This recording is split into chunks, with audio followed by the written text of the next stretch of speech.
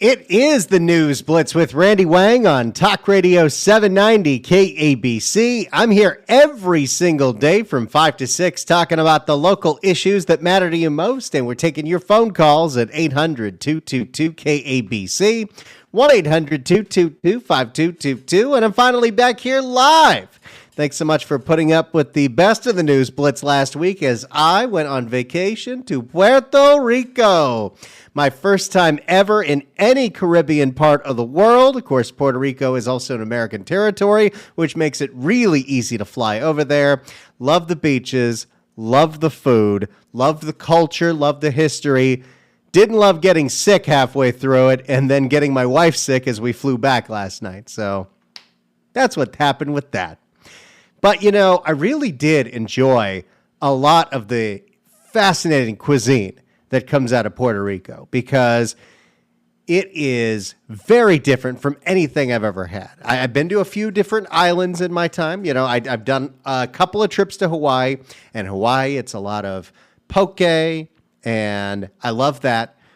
In Puerto Rico, it is a lot of plantains. You get real used to plantains real quick, and also a lot of fried food, which is delicious, but doesn't necessarily mesh with 90 degrees and humid every day. And that's what I experienced a lot of in San Juan. Alcapurrias, incredible. A yucca fritter stuffed with beef, oh, it was delicious. But eating that massive thing in 90-degree heat, that was a little rough. But hey, you cool off with a pina colada or 10, which I didn't know the pina colada was born in Puerto Rico. Something that I learned. But I also spent a good majority of my time not in like the main capital, San Juan, but on the west coast of Puerto Rico, where you have a lot of these little beach towns. We were in Cabo Rojo, a little place called Joyuda, which apparently is the seafood capital of Puerto Rico. And I got to say, for as much as I knew I was going in, I was going to have tostones, I was going to have mofongo. I love mofongo. I try to have mofongo with almost every other meal. And I bet there are places you can get mofongo in Southern California. It's such a very specific thing. And one thing I learned on my tour is you got to make sure you eat that as soon as they serve it to you. Otherwise, it hardens and it's not as good. But one thing I didn't expect was how much incredible, fresh seafood I was going to be able to eat. Because we were at a restaurant one night and we had tostones topped with spicy crab, fresh caught spicy crab. We're not talking about pollock crab. We're talking about crab. We had lobster risotto. We had lobster mofongo. I had a lobster pasta dish one night. In fact, this is the most shellfish I have eaten maybe in my entire life. Don't consider myself that huge of a fan of shellfish, but the quality, how fresh everything was. I didn't know ceviche was such a thing in Puerto Rico. Of course, ceviche, you know, most people probably associate with Peru, but a lot of Caribbean countries, they do ceviche, and it is really, really spectacular. And so, you know, I probably flew home thinking, yeah, and now I've got a really good taste for some seafood. I've got a really good taste because I like fresh fish, but shellfish, it always felt a little more like a chore to me than anything. Although I didn't have to break up any crab shells or lobster shells for this. But hey, I've got that taste. I've got that taste for that briny food. Where can I go to get me some seafood? Well, I'll tell you where I can't go. Red Lobster. I found out today that the chain, some would call it iconic, some would not. Red Lobster is filing for bankruptcy. What happened here? Is this another victim of inflation? Is this another long-suffering victim of the pandemic? How is it that Red Lobster can't make it work? I mean, I thought as soon as they started selling their Cheddar Bay biscuits in the freezer section at supermarkets, they'd be flush with cash for years and years and years and years and years. But, you know, as most of you have, you've probably grown up going to a Red Lobster or two in your life. It is a very sad thing to think about that Red Lobster is going away. Not entirely. They're filing bankruptcy. They're closing a few locations. Some will stay open. But this could be the death knell. This could be, you know, the Red Lobster could be the next Tiny Nailers. There's a reference you don't get. For more on Red Lobster's demise and what happened here, let's go to a report from ABC7 Eyewitness News. I could have done Metro stabbings, but you know what? I think at this point, you've heard enough about Metro stabbings. I think the one thing that we can all agree on is we need to find out what happened to Red Lobster. That's what's important to me right now, as somebody that just got a really good taste for fresh seafood. What happened to the lobster? Red Lobster is closing restaurants across the United States after filing for bankruptcy over the weekend. The seafood chain has temporarily closed about 100 restaurants so far as they deal with a reported $1 billion in debt. $1 billion? How does this happen? I mean, when you're a restaurant, you know what your margins are, you know what things cost, and I know there has been inflation, but, you know, the cost of seafood hasn't gone up that crazy. I know. I buy fresh seafood every single week. What's going on here? And, you know, most things, if the prices increase, you got to increase. But how do you get to $1 billion shortfall? This is like a California budget. Red Lobster, what happened? Eyewitness News reporter Leo Starworth is live from Valencia with what loyal customers are saying. Leo? Wait a second. He's at the Red Lobster in Valencia? That's the one next to Magic Mountain. I've been to that Red Lobster probably a dozen times. Who are we kidding? Probably 24 times. Eyewitness News reporter Leo. Used to be a Hamburger Hamlet out there too. Do those even exist anymore? See, there's the restaurant that I should use the example of restaurants that don't exist anymore. Red Lobster, you're going to be the next Hamburger Hamlet. And people are going to be running around wondering where they can get Cheddar Bay biscuits the way they run around now, wondering where they can get that onion fondue and those chicken wings with that apricot sauce. Eyewitness News reporter Leo Starworth is live from Valencia with what loyal customers are saying. Leo? Yes, my friend, we're just outside of Red Lobster restaurant, few blocks from Leo Starworth is choked up in this story. The Red Lobster. And this one's not even closing.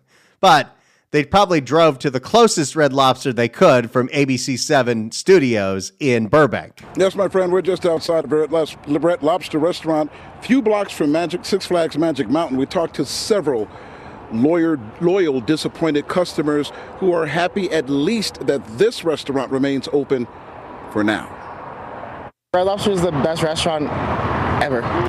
Oh, wow. Now, you know how this works when you set up a man on the street.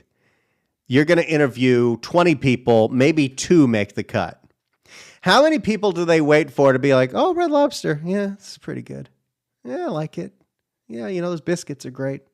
How many people did they get to before they found this guy? Red Lobster is the best restaurant ever. Red Lobster is fine. Would you call it the best restaurant ever? Red Lobster is the best restaurant ever. Hey, but taste is subjective. This guy loves his Red Lobster. Alex Crocodile not happy multiple Red Lobster locations have closed in California and nationwide. This as the restaurant chain files for bankruptcy. Are you surprised that they have gone this bankruptcy route? I am. Since the 2020 COVID pandemic, like other restaurants, Red Lobster management saying they've struggled to get customers back into dining at the restaurants. There it is. It's COVID. COVID is the reason, but it's 2024. We can't blame this on COVID. There's got to be more to this story. Let's continue to dive into this seafood story. Red Lobster is a staple for a lot of people all over the world, so it's going to be released not all over. I don't think it's all over the world, but you know what? She'll correct herself. So it's going to be released not all over the world, but, you know, at least in the United States of America. If they had one in Puerto Rico, it'd be Lobster Rojo. Puerto Rico, by the way, which is an American territory, has a lot of American chains. I don't know why. There are some McDonald's, but there are so many Burger Kings, so many Wendy's, so many Subways. That's not surprising. There's Subways all over the place. I don't think I saw a Red Lobster, but I did see a couple of Olive Gardens, a Romano's Macaroni Grill, some Popeyes, some KFC, some Pizza Hut, some Taco Bell.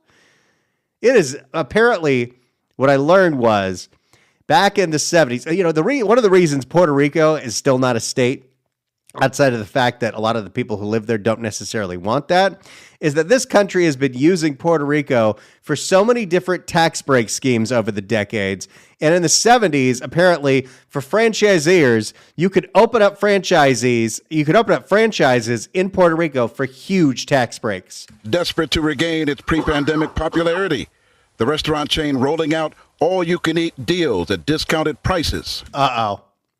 Oh, no. Is it my people that did in Red Lobster? The gluttons? You know, probably I could say one of the best episodes ever of the sitcom The Simpsons, the animated show, was when Homer Simpson went to an all-you-can-eat buffet. And after a while, they dragged him out because he had eaten everything, but he was still hungry. And he filed suit saying, "But you said it was all you can eat." I always thought that was pretty fantastic. Unfortunately, life is now imitating art because the Homer Simpsons of the world, myself included, have eaten Red Lobster into bankruptcy. Desperate to regain its pre-pandemic popularity, the restaurant chain rolling out all-you-can-eat deals at discounted prices. That's the only thing I'll get here is the all-you-can-eat shrimp. Yeah, see this guy, the guy that thinks Red Lobster's the best restaurant in the world, the reason he thinks that is because he's been going every single week to get the all-you-can-eat shrimp for $20. And you know what he's been doing? The same thing that I do when I go to an all-you-can-eat or an airport lounge or anywhere where everything is gratis. I'm going to get my money's worth. Unfortunately, when that's just one person that's doing that, not a big deal. But when most of the people who are going to your establishment are getting the all-you-can-eat shrimp and eating so much of the shrimp that you're losing money, now you've got a problem. Because as soon as you take away the all-you-can-eat shrimp, you're going to have a revolt on your hands. Look what happened to Subway when they took away the $5 footlongs. That's the only thing I'll get here is the all-you-can-eat shrimp. There's speculation when the all-you-can-eat shrimp deal for roughly $20 turned out to be a bust. That may have doomed the already struggling company. It's not that they didn't have customers. It's that they had a deal that was so good and people took such ridiculous advantage of it. In fact, there were contests, there were TikToks, there were challenges.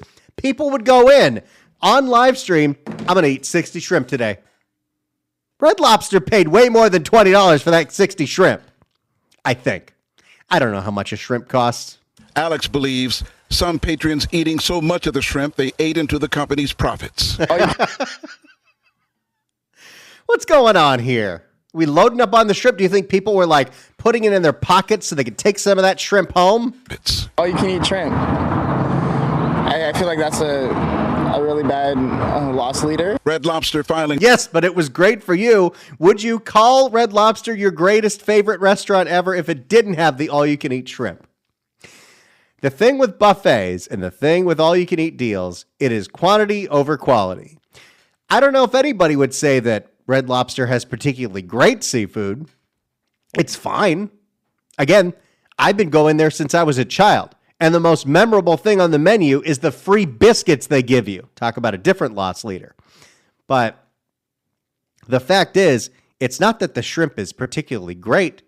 It's that there's a lot of it. Red Lobster filing Chapter 11 bankruptcy protection days after it abruptly closing more than 90 locations nationwide, including more than half a dozen in California. Red Lobster issuing a statement. This restructuring is the best path forward for Red Lobster.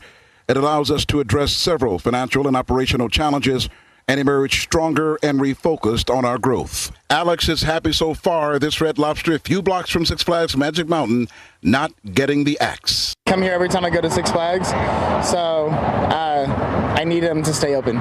I guarantee this guy also has, because I know about this, my brother has this, there's the all-you-can-eat pass that you can get at Magic Mountain. So they have the regular season pass, which I don't know what happened, but the season passes at Magic Mountain and Knott's got real cheap as a way to compete with Disneyland and Universal, whose season passes got way too expensive. But they offer at Magic Mountain a season pass where every single time you go, you also get a meal.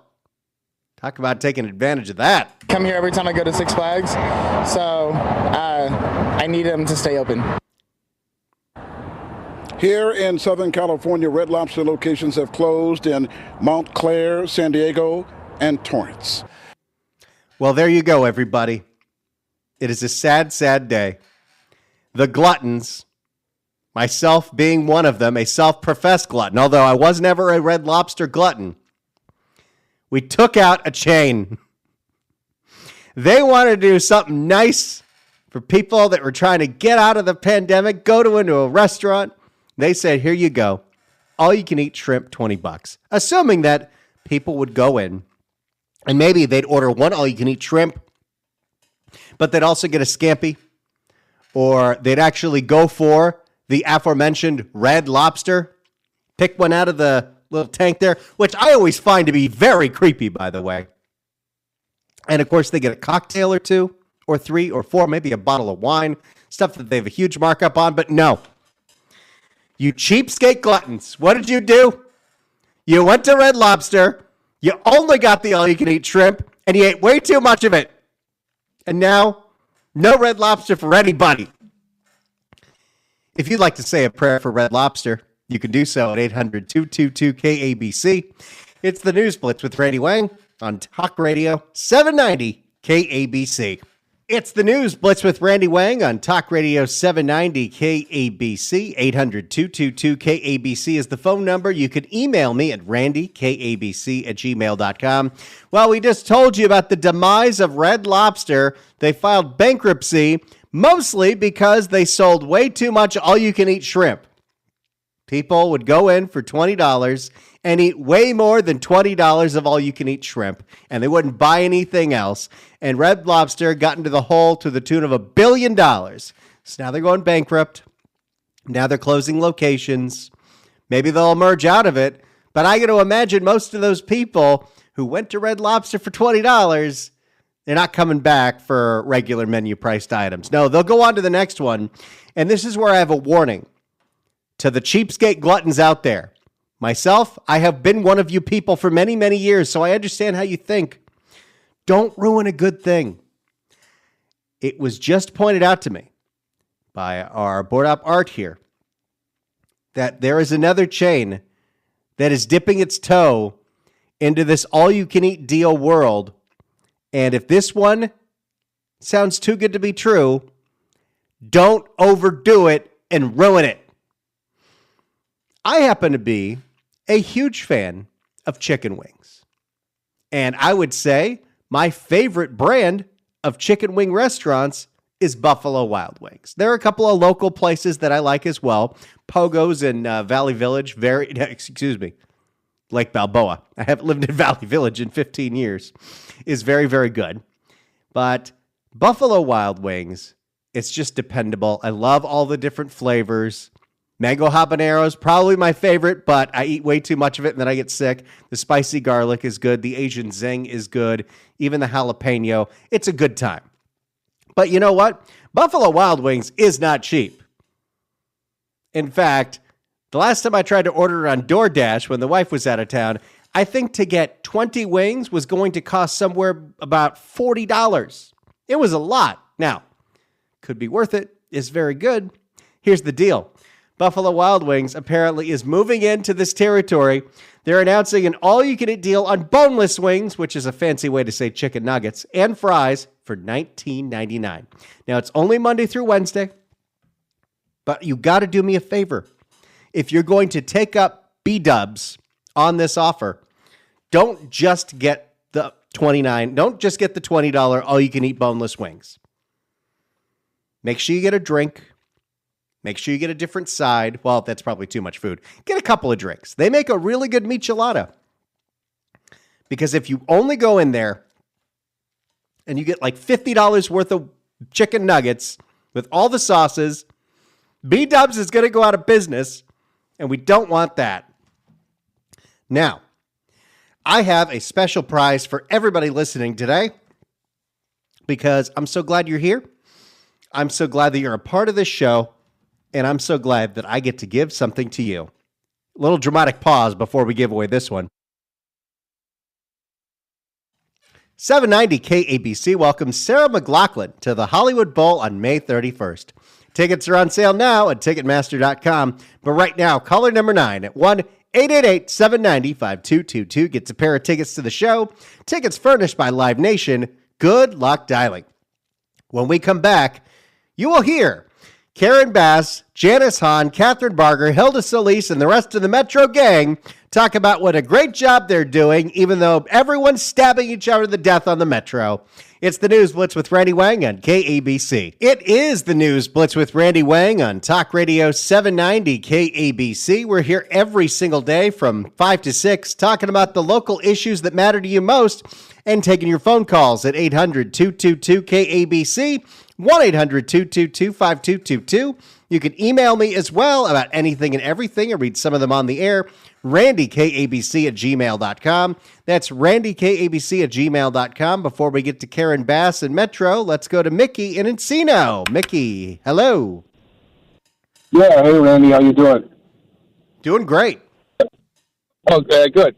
Anyhow, I just wanted to mention to you, I don't know if this comment may or may not be relevant. I think it is. You were mentioning that Red Lobster, bit the dust, declaring, bankruptcy because of their all-you-can-eat shrimp deal. I grew up in food service, and I know that one of the classic old tricks for people that run buffets, all-you-can-eats, especially where it involves shellfish, is generally they will put out things like the shrimp or crab legs with the shell on. Why? Because then you have to peel them. You got to work hard. And usually when you have to work hard at something, you eat a lot less than if it's already all peeled and ready to inhale. So, I'm just kind of wondering. I don't know what their policy was at Red Lobster, but it sounds like they probably served it up already peeled, which probably wasn't a brilliant maneuver on their part. So. Oh, I think they were serving it up fried, too. Like, it was ready to go. You could just keep ordering it over and over again. To your point, you're totally right. If it was all-you-can-eat crab legs, but you had to have the pinchers on, you had to have the mallet, people are not, they're going to be so overworked by the time they get one piece of meat out of that crab. That's a whole job. Yeah. Well, you'd be surprised, Randy, even with shrimp sitting there having to peel the shell off, and that whole thing, it's a pain in the you-know-where. It's bound to slow anybody down when they have to start peeling stuff and working at it. Except for the super gluttons that say, screw it, I'm going to eat the shrimp tail anyway. Yeah, right. Shell or not, it's all going down. So, Anyhow, I just thought I'd throw that in. Well, I appreciate the call. Thanks so much, Mickey. 800-222-KABC is the phone number. All right, we had our fun. I knew that if I led with Metro, we'd be doing Metro the whole show, and I really wanted to do that Red Lobster story because it's a cautionary tale. Not for them, but for us. Don't take too much advantage of one of these all-you-can-eat deals because this is what happens.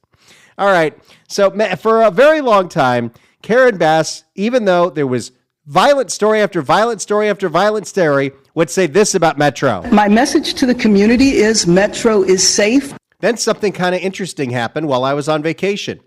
I was getting alerts on my phone while I was on Playa Buye in Cabo Rojo, Puerto Rico, about Metro stabbing.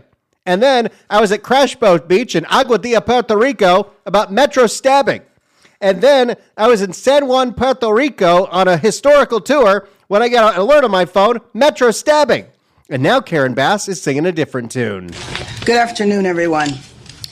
I want to thank you for being here today to talk about a most important issue in our city. And let me begin by being absolutely, unequivocally clear. The spike in violent crime on Metro that we have recently seen against operators and riders has been absolutely unacceptable. And I know that all of my colleagues here today would agree.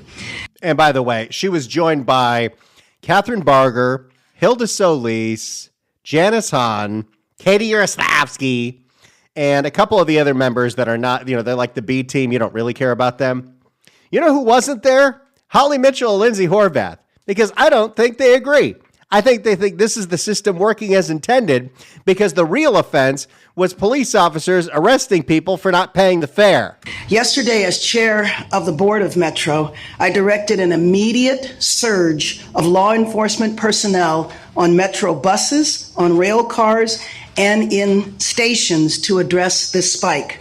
Today, we are following that action with a motion to make work all Angelenos, our riders, and our operators feel safe on our system. It's really interesting. This happened 3 weeks after someone got murdered on the platforms? Then she said this. My message to the community is Metro is safe. But then there was stabbing story after stabbing story after stabbing story, like 4 days in a row. And now it's an emergency. Now we're going to do something about it. This motion will increase the daily planned deployment of public safety personnel on Metro and direct public safety personnel to be physically present on buses and trains and proactively patrol areas as well.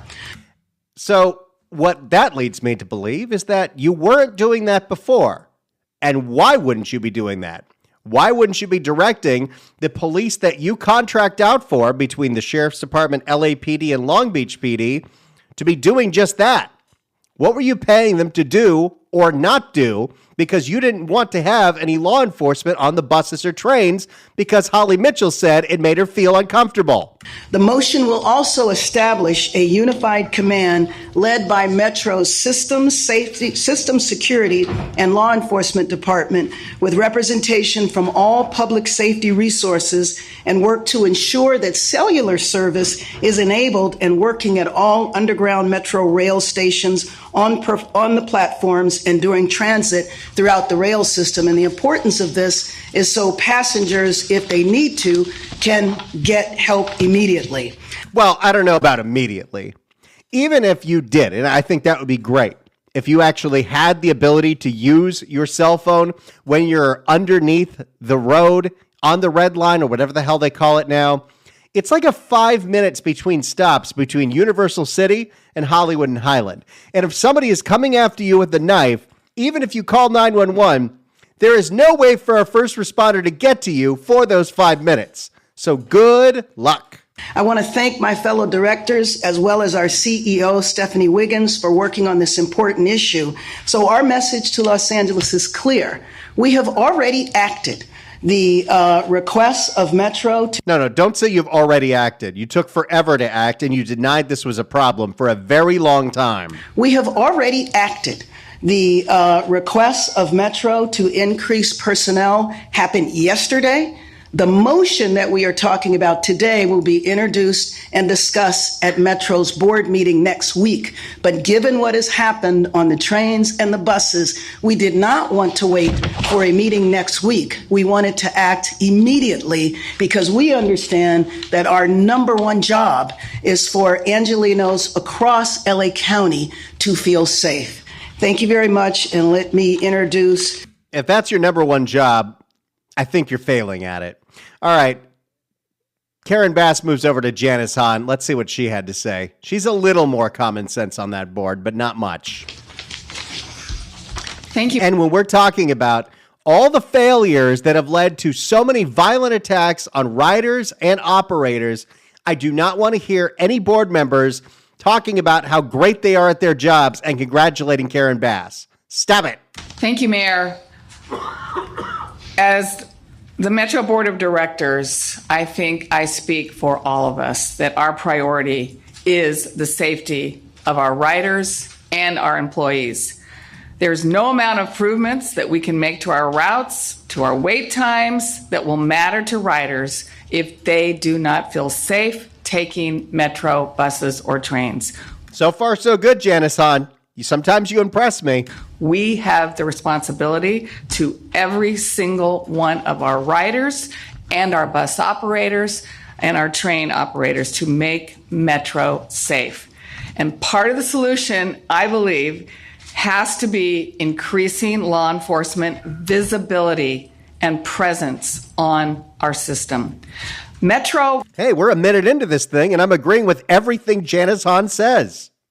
Why is this the majority opinion on the Metro board? Metro right now contracts with LAPD, the Sheriff's Department, Long Beach Police Department to patrol our system. They are essential to keeping our riders safe. But for too long, these contracts have not gotten us a readily visible law enforcement presence on our system. We need law enforcement riding our buses and our trains. It does not do our riders any good if officers remain in their squad cars. So was this by the direction of the police agencies? Was it the police agencies that said, you know what, we have these contracts with Metro. Police officers get to work overtime at Metro. If you patrol your car around a Metro station, that counts? Or was it by direction of the board when they went to implement the ambassadors that they did not want the police officer presence on the trains, on the buses, on the platforms? It had to be one of those. The violence against our riders in recent days and week demands an urgent response. And I thank Mayor Karen Bass. Okay, now we're done with you. As soon as you start thanking Karen Bass for how good she is at her job on the Metro board, I'm moving on. But you know what? Most of what Janice Hahn said there was good. But no, once it's a thank you fest, we're moving on to the next one. It's the News Blitz with Randy Wang on KABC. It's the News Blitz with Randy Wang on KABC. We're going through the press conference held by several members of the Metro board saying, okay, enough is enough. We're going to finally put police officers back on the trains. We last had Janice Hahn. It's Catherine Barger's turn. Thank you. And I also want to thank you, Mayor, for your leadership. Nope. Catherine Barger, we're done with you. Hilda Solis, the rule is, as soon as you start thanking Karen Bass for what a great job she's done as Metro Chair, I don't want to hear a word you have to say, even from Catherine Barger. Thank you, and good morning, everyone. Buenos dias. Ensuring the safety of our Metro passengers and our dedicated frontline employees who get them to their destinations every day is our top priority. And we must take every measure to protect them against acts of violence. And I believe the solution requires a two-track approach. First, get it? Track, because it's on a train. Good job, Hilda. First, immediately increasing the number of safety personnel, like our transit security officers, transit ambassadors. So she wants more ambassadors on the platforms and trains? Not looking so good, Hilda. Like our transit security officers, transit ambassadors on our trains and our buses and at our rail and at our bus stations. They have to be visible and they have to be present. And they have to be people that have no power to arrest somebody. And number two, we must ensure Metro upgrades the safety infrastructure at all of our stations. And we must meet our commitment to retrofit our entire bus fleet with reinforced physical barriers by the end of this year to better protect bus operators from acts of senseless violence. But you were too cheap for the bulletproof ones. And we must also make sure we continue to dedicate adequate resources to address the root causes, as was stated by my colleagues, for many of these assaults, including more assistance in the mental health arena. No. Root causes, that's rule number 2. You start talking about root causes. The root cause of people bringing knives is other people bringing knives. And the fact that you let people with knives on the trains or the buses means I'm staying off them. It's the News Blitz with Randy Wang on KABC. It's the News Blitz with Randy Wang on KABC. I'm back from Puerto Rico, and Karen Bass flip-flopped on if Metro is safe or not. She was asked if this is a failure of Metro and if she still commits to free fares for everybody. Not working. They need to do something more different. And let's talk on this last one as you answer this. One issue that you came on earlier and said is that you support fearlessness. And the issue of fearlessness has popped up in this. Has your mind changed on that? No, my mind hasn't changed on it. I think it's a question as to whether or not we can afford it. So I think it's a goal long-term, one that we can't achieve right now. Even though part of the problem is all the people committing crimes aren't paying the fares, so let's have no fares for anybody? Sure. But I just want to say, I do not believe this is an acknowledgement at all that our comprehensive approach is a failure. I would say it absolutely is. What happens with crime, and everybody is fully aware of this, you have spikes. So as several of the directors said, overall, if you look at the last year, you can see where crime has gone down. But over the last month or so, there has been an increase, and it's changed. It's violent crime that has increased. We weren't seeing this months ago. It was more. No, we were seeing it months ago. We're seeing it a lot more. But this has been pretty common to the point where off camera, the people riding the Metro told Fox 11's Ed Lascos, everybody on the train is armed. Everybody's got some kind of weapon because they know who's on the trains. Months ago, it was more quality of life crimes. So we want to continue with our approach, but when you have a spike, you respond aggressively to that spike, and that's what we're doing today. It's the one thing local politicians can never do. Just admit you were wrong. That's all you have to do. I'm sorry, we're changing course. No, this isn't an admission of failure. Hey, thanks so much for tuning in. Glad to be back here. I'll be back tomorrow from 5 to 6 for another edition of the News Blitz with Randy Wang on Talk Radio 790 KABC.